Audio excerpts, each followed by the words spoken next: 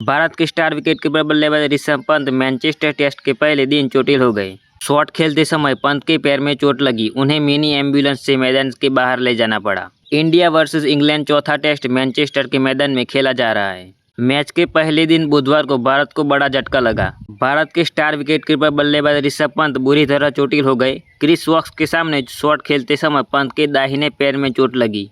उनके पैर से थोड़ा सा खून भी निकला, उन्हें मिनी एम्बुलेंस के जरिए मैदान के बाहर ले जाना पड़ा। पंत 48 गेंदों में 2 चौके और 1 छक्के की मदद से 37 रन बनाकर रिटायर्ड हट हुए। वॉक्स द्वारा डाले गए 68वें ओवर की चौथे गेंद पर पंत ने रिवर्स स्वीप खेलने की कोशिश की, हालांकि वह सही से कनेक्ट नहीं कर पाए। इंग्लैंड ने एलबीडब्ल्यू की अपील की, जिसे अंपायर ने नकार दिया। इंग्लैंड ने रिव्यू लिया, लेकिन कोई फायदा नहीं हुआ क्योंकि गेंद बल्ले को छूकर सीधे जूते पर लगी थी।